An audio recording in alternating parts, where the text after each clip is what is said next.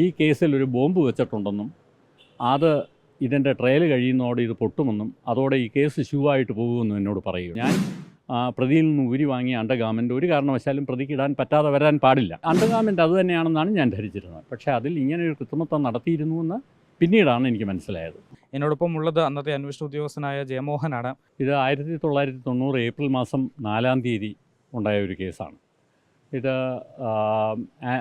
Australian നാഷണലായ ഒരു Andrew സെൽവഡോർ സെർവല്ലി എന്ന പേരുള്ള ഓസ്ട്രേലിയൻ നാഷണല് തിരുവനന്തപുരം എയർപോർട്ടിൽ ഹശീഷ അണ്ടർഗാർമെൻറ്റിനുള്ളിൽ ഒളിപ്പിച്ച് കടത്തി വന്നതിന് അവിടുത്തെ എയർപോർട്ട് സെക്യൂരിറ്റി പോലീസ് അദ്ദേഹത്തെ അറസ്റ്റ് ചെയ്യുകയും അതിനെ തുടർന്ന് രജിസ്റ്റർ ചെയ്ത കേസാണ്. വലിയതുറ പോലീസ് സ്റ്റേഷനിലാണ് ഈ കേസ് രജിസ്റ്റർ ചെയ്തത്. ആ കേസിൻ്റെ അന്വേഷണം അന്നത്തെ പൂന്തറ CA ആയിരുന്ന ഞാൻ ഏറ്റെടുത്ത് നടത്തുകയും അങ്ങനെ കേസ് ചാർജ് ഷീറ്റ് ചെയ്ത് കോടതിയിൽ ഇതിൻ്റെ വിസ്താരമൊക്കെ നടക്കുകയൊക്കെ ചെയ്ത് ഇവിടുത്തെ കോടതി അത് ശിക്ഷിച്ചു. ആ കോടതിയിൽ അന്ന് പ്രതിക്ക് വേണ്ടി ഹാജരായ സെലിൻ വിൽഫ്രഡും അഡ്വക്കേറ്റ് ആൻ്റണി രാജുവുമായിരുന്നു. അതോടൊപ്പം പ്രമുഖനായ ഹൈക്കോടതിയിലെ അഭിഭാഷകനായ കുഞ്ഞിരാമ മേനോൻ സാറ് അദ്ദേഹവും പ്രതിക്ക് വേണ്ടി ഹാജരായിരുന്നു. അപ്പോൾ അവരാണ് കേസ് നടത്തിയത്. കേസിന് ശേഷം ഈ പ്രതിയെ എനിക്ക് തോന്നുന്നു 10 വർഷം കഠിന തടവിനും 1 ലക്ഷം രൂപ പിഴയ്ക്കും ശിക്ഷിച്ചു.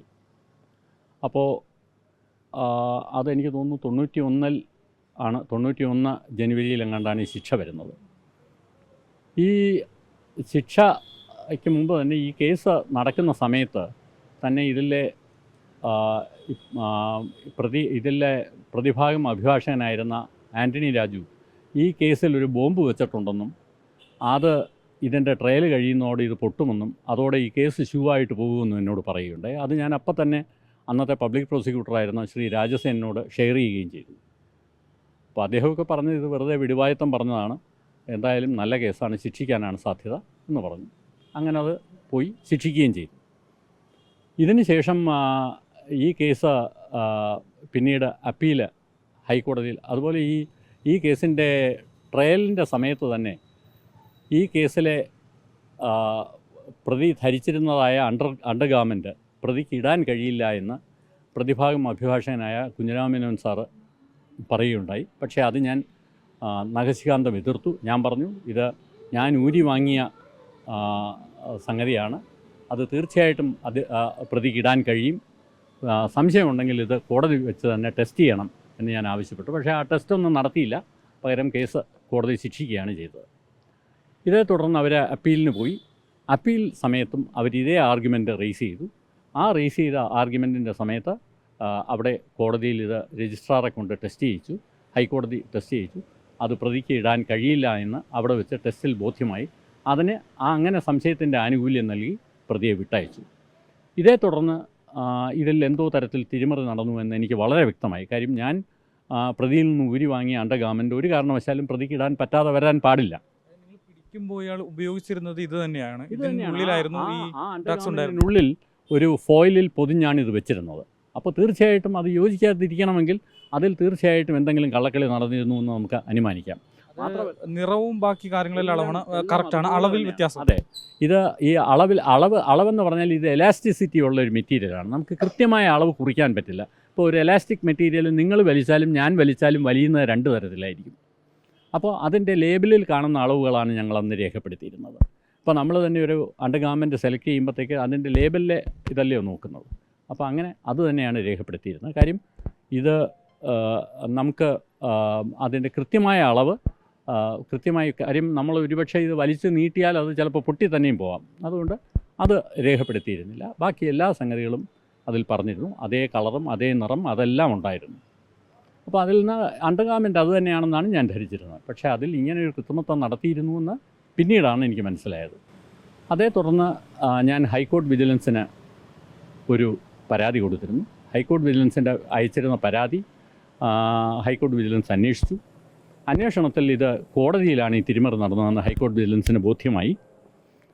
തുടർന്ന് ഹൈക്കോർട്ടിൻ്റെ ഉത്തരവ് പ്രകാരം തിരുവനന്തപുരം സെഷൻസ് ജഡ്ജി അവിടുത്തെ ശിരസ്തദാറിനെ അയച്ച് വഞ്ചിയൂർ പോലീസ് സ്റ്റേഷനിലൊരു FIR 94 രജിസ്റ്റർ ചെയ്യുകയുണ്ടായി.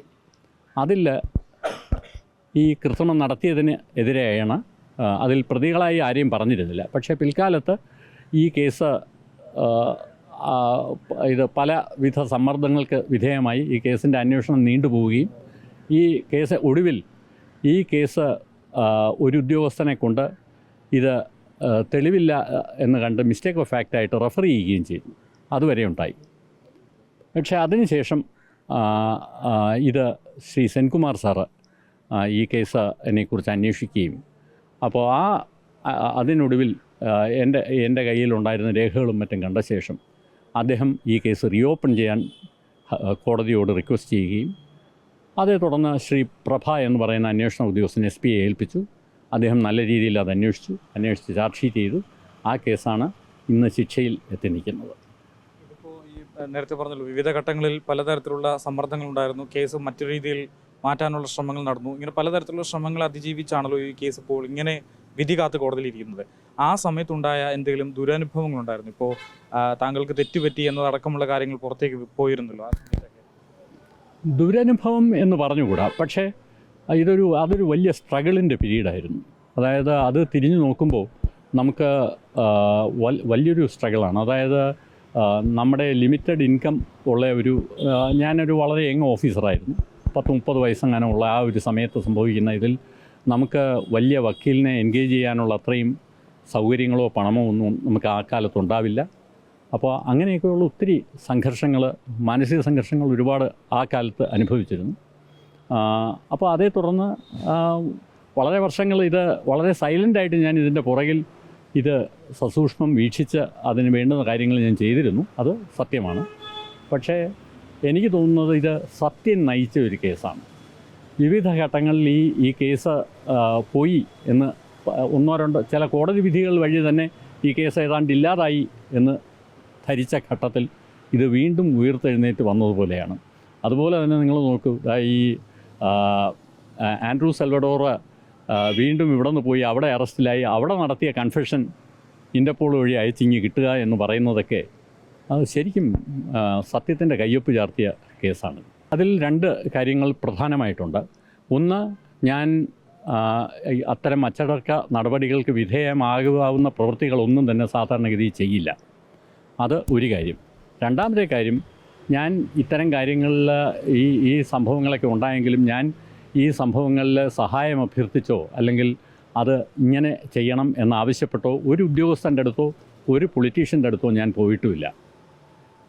ഇതിൻ്റെ നാച്ചുറൽ കോഴ്സ് തന്നെ വരട്ടെ എന്ന് കരുതി ഇതിനെ പക്ഷേ ഈ കേസിലെ നടപടികൾ വളരെ സൂക്ഷ്മമായിട്ട് ഞാൻ വീക്ഷിക്കുന്നുണ്ടായിരുന്നു. വേണ്ടുന്ന അപ്പോൾ അതിൽ ഒരുപാട് ആളുകൾ നമ്മളെ സഹായിച്ചിട്ടുണ്ട്. ഞാൻ നേരത്തെ ചോദിച്ചവരോട് തന്നെ പറഞ്ഞു, അനിൽ ഇമാനുവൽ എന്ന് പറയുന്ന ഒരു മാധ്യമപ്രവർത്തകനെ മറക്കാൻ പറ്റില്ല. സജു ജോസഫ് എന്ന് പറഞ്ഞ അവിടുത്തെ ഹൈക്കോടതി വിജിലൻസിലെ ഉദ്യോഗസ്ഥൻ, സെൻകുമാർ സാറും പിന്നെ നമ്മുടെ DGP ആയിരുന്ന രാജഗോപാൽ നാരായൺ സാറും ഇത് അന്വേഷിച്ച പ്രഭ സാറ്, അദ്ദേഹമൊക്കെ വളരെ നന്നായിട്ട് ഈ കേസ് അന്വേഷിച്ചു. ഇതുകൂടാതെ നമ്മുടെ ഡിപ്പാർട്ട്മെൻറ്റിനകത്തും പുറത്തുമൊക്കെ ഉള്ള ഒത്തിരി എനിക്ക് നേരിട്ട് അറിഞ്ഞുകൂടാത്തത് തന്നെ മാധ്യമപ്രവർത്തകരൊക്കെ പല ഡിസ്കഷനിലും എന്നെപ്പറ്റി വളരെ നന്നായിട്ട് പറയുകയും അങ്ങനെ വളരെ നല്ല രീതിയിൽ കാര്യങ്ങൾ. പക്ഷേ hats off to Anil Emmanuel, പറയാതിരിക്കാൻ വയ്യ. വീഡിയോ ജേർണലിസ്റ്റ് വിനയനൊപ്പം reporter Ashan Diego, in reporter, Thiruvananthapuram.